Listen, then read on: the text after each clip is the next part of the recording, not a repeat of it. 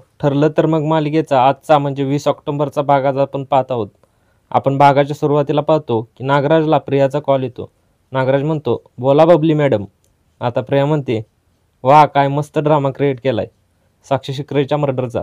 तुम्ही अख्ख्या जगाला फसवू शकता, पण मला फसवू शकत नाही." आणि आता मोबाईल स्पीकरवर असल्यामुळे महिपत सगळं ऐकत असतो आणि बोलतो, "हा काही ड्रामा वगैरे नाही, खरंच साक्षी या जगात नाही राहिली." यावर प्रिया म्हणते, "तुम्ही छान नाटक करत होता रडण्याचं, पण आता तुम्हाला खरोखर रडण्याची तयारी ठेवावी लागेल. ना घरात आणून जो काही सापळा लावला आहे ना, त्या सापळ्यात मी नाही, तुम्हीच सापडणार आहे." आता प्रिया महिपतला धमकी देते, "जर साक्षी जिवंत आहे हे जर मी सिद्ध केलं, तर तुम्ही साक्षीसोबत खडी फोडायची तयारी ठेवा." प्रियाचे हे बोलणं ऐकून महिपतला संशय येतो की ही काही गप्प बसणार नाही. म्हणून आता महिपत नागराजला सांगतो, "काहीतरी करायला लागेल नागराज शेठ." नागराज म्हणतो, "आता मी तिच्या घरी जातो आणि तिची बोलतीच बंद करतो." आता आपण बघतो की नागराज शेठ सुभेदारांच्या घरी जातो. मोठ्या आवाजात सर्वांना दीपावलीच्या शुभेच्छा देतो. तो आवाज ऐकून प्रिया तिच्या रूममधून बाहेर येते. मनात म्हणते, "अरे बापरे, आता हा नागे येते कशाला आला?" घरातील सर्व त्याला बोलतात, "अरे नागराज, आज काय वाट चुकला काय? तुम्ही आमच्याकडे कधीच येत नाही." त्यावर नागराज म्हणतो, "असं काय नाही, मी आज तुम्हाला दीपावलीच्या शुभेच्छा द्यायला आलो आहे." एवढ्यात तो बघतो की प्रिया देखील तिथे आलेली आहे आणि हे बघून तिथे उभे असलेल्या प्रियाच्या आईबाबाकडे बघून म्हणतो, "हे कोण रे पाहुणे?" त्यावर प्रताप म्हणतो, "अरे नागराज, हे काही पाहुणे नाहीत, आपल्या घरातलेच आहेत. थांब तुझी ओळख करून देतो.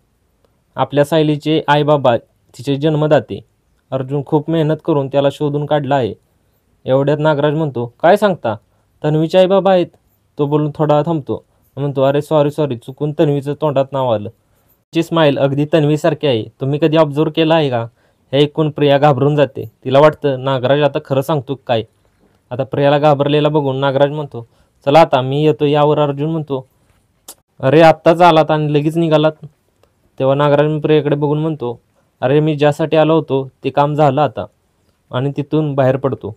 प्रिया देखील आता फोन आल्याचं खोटं नाटक करून त्याच्या पाठीमागे बाहेर जाते आणि नागराजला म्हणते, "तुम्ही काय करत होता आतमध्ये? माझी स्माईल तिच्यासारखी ही आजचं बोलण्याची काही गरज होती का? ती माझी आई आहे हे जर तुम्ही सगळ्यांना सांगितलं ना, तर मी तुम्हाला सोडणार नाही. माझ्याकडे तुमचा व्हिडिओ आहे, ती विसरू नका." हे ऐकल्यावर नागराज म्हणतो, "बस कर बाई, फक्त एका व्हिडिओची धमकी कधीपर्यंत देणार आहेस?